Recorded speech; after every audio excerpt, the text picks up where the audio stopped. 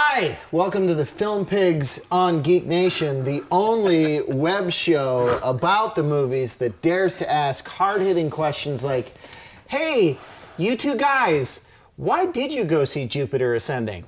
I was one of them. Yeah, he was one. Why? Yeah.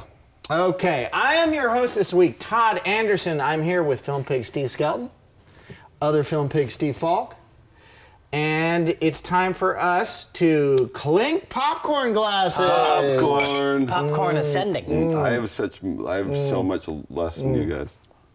Popcorn descending. We didn't think you could handle it. Probably We're true. watching out for you. Probably true. Thank you. We're going to start the show the way we start all our shows with this segment we call Rash Judgments. There are a lot of movies coming out this weekend. So many. As a consumer, how do you choose? How do you choose? It's like just after the dumping months. Yeah, it's like we're in a weird interim shift period. You will never know that from the movies that are coming out. No, you wouldn't. It seems like it's still a dump month. So how do you choose? Well, you look to us. You're experts. Have we seen the movies? No, we haven't seen the movies. Maybe we looked at a trailer. Maybe we read a little bit on imdb.com. No. But, you know, this is the internet. And you don't need to have an actual education to have an opinion about things, and a strong opinion. So let's start with Steve Skelton to find out what his strong opinion of a movie coming out this week is. You guys, I have a very strong opinion about a movie called Chappie. Chappie. It's the third feature from Blumkin. Neil Blomkamp, Blumkin. who is the director who brought us District 9 He's South African. and Elysium. And he's a science fiction aficionado. And so this third one is also a science fiction show. Imagine. About a robot. It's Short Circuit. Okay, let's just be honest. It's Short Circuit. Basically exactly Short Circuit, because Short Circuit was a military robot that then gains self-awareness. Will Fisher Stevens be playing an Indian person? Yeah, I don't know if it'll be that racist, but one can only hope. But it's a robot show about a robot that the blogger from Newsroom gives consciousness. And then Boy, I'm Chappie. That's exactly how it is. And then the robot hooks up with some South African hip hop artists and are hunted by Wolverine. Is the movie. Now here's the thing. I like Neil Blomkamp. Blumkin. I like him. I really like District 9. I thought it was a terrific kind of fresh science fiction movie with spectacular effects and design. It's quite good. And very entertaining. Elysium, I thought, again, had spectacular design and was gorgeous. Not that great of a movie. Not quite good. It was pretty flat and by the numbers. Despite Jodie Foster's career-making performance. But so that's why Chappie's kind of a flip a coin. I'm gonna give it a chance because I like him and I like his style. So I think I want to see more from him. So see Chappie. Yes, let's see Chappie. Let's support Neil. You guys. Let's support Neil Blumkin. Steve Falk, what do you got? Do you like business comedies? Oh God, I do. Sure do. I love big business. Do you like Vince Vaughn's? Who? Do you like Franco's? Do you like Franco's, but not James? Dave. Dave. Do you like Tom Wilkinson? Wilkinson. Can you imagine the three of them as business partners? I can't. Traveling to Germany to try to close a deal. This sounds hysterical. Where they're having to compete against a much bigger firm, top line by what I can tell, what I can gather is Vince Vaughn's former love interest. Well, then you're going to love Unfinished Business. This is a comedy. It is? Yeah, and the three of them are running around Germany as businessmen, trying to impress some clients with rowdy debaucheries and beer drinkings and sex happenings and funny jokings. The trailer is very slapstick, lots of falls and sex stuffs and booze, and look, it doesn't look horrible. I gotta say, the trailer made me laugh. I'm just gonna go off that. I'm gonna try to like keep an open mind. It's March. It's early March. You know, it may be worth a view. Probably more on cable. But I could see this being one of those surprising, like, oh, it got like 65% on Rotten Tomatoes. Like, it may not be terrible. It may be. Like a Horrible Bosses 1. Like Horrible Bosses. It could be the next Horrible Bosses Uno. 1.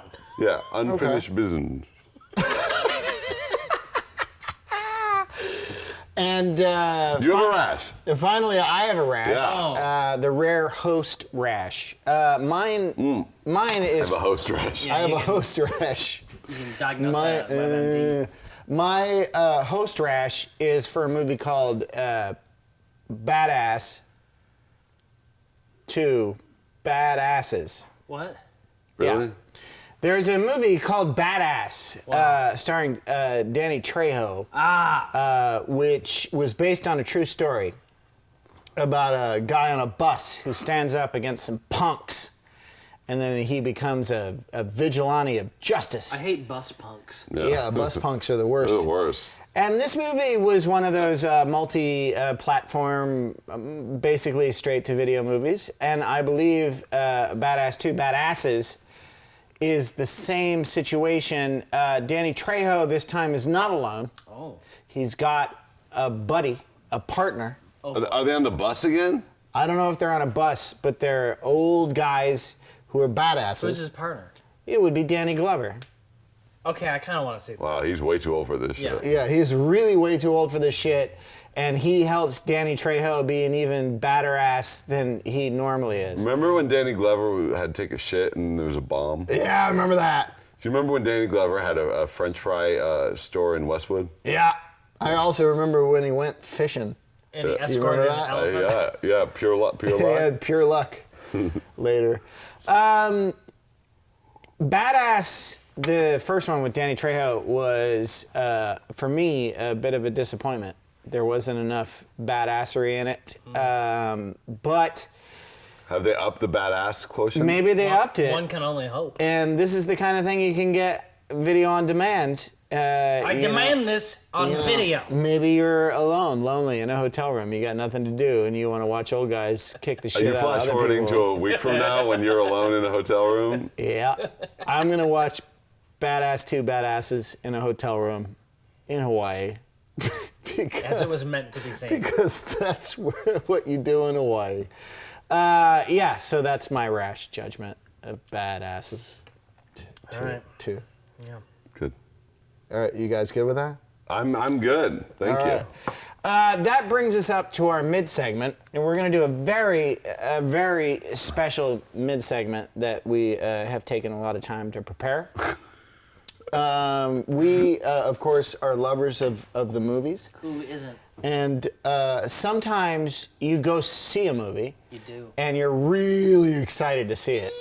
You can't wait to see this movie. And you get there and you're like, there's no way this movie can fail. Yeah. You know? Yeah. It's too big to fail. Yeah.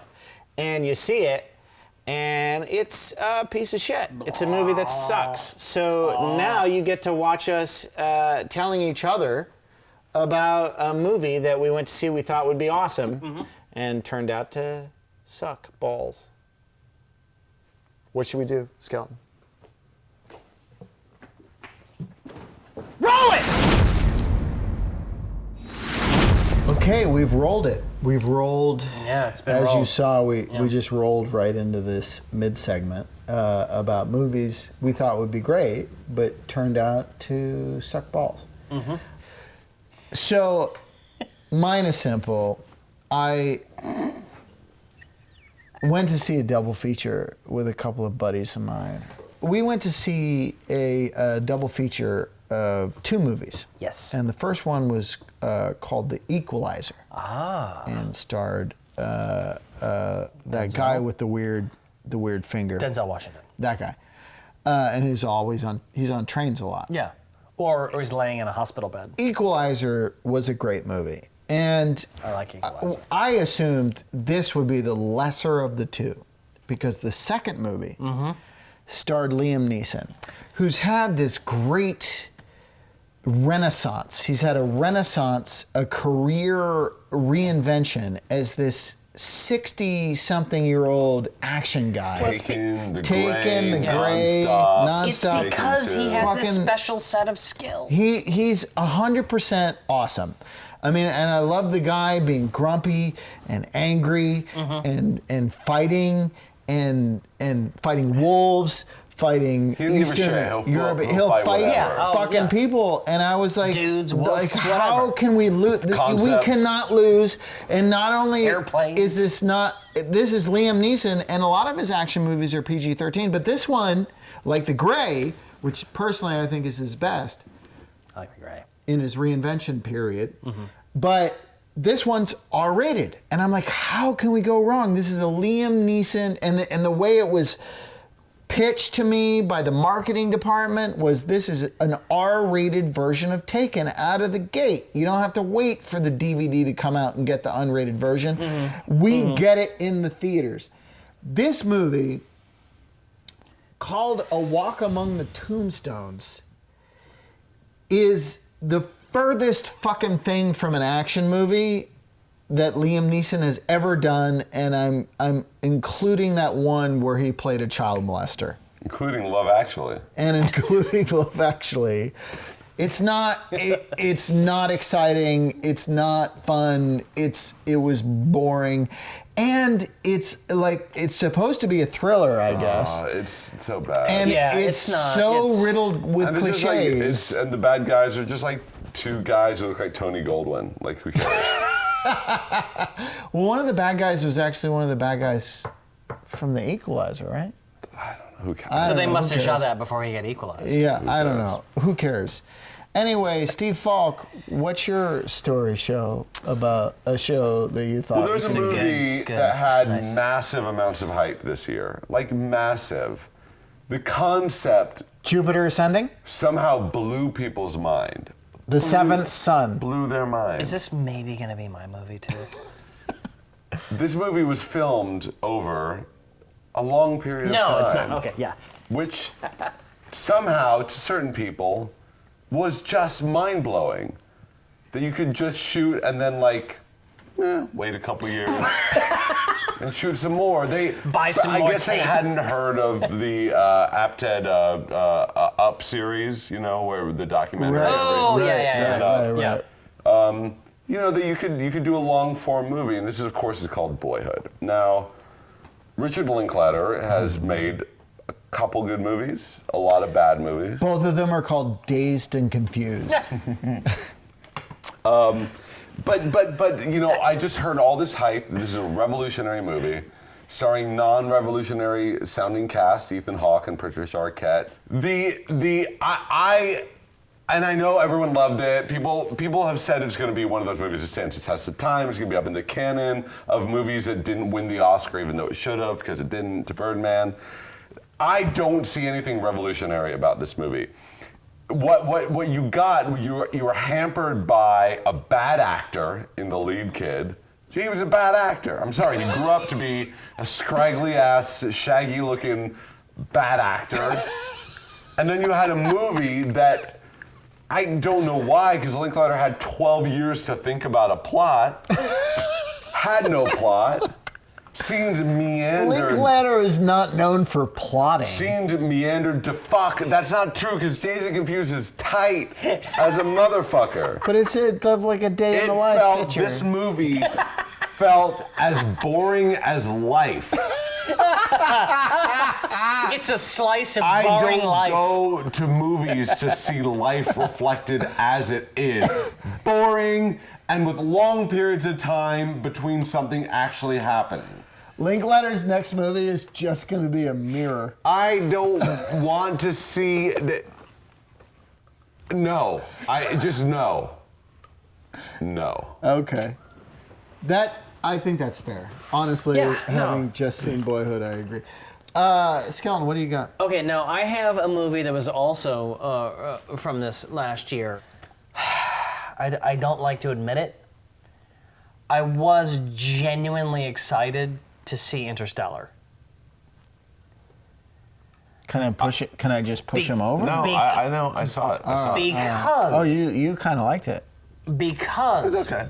because Nolan, I think, is a very overrated director, but I think he does have a unique style and a unique vision.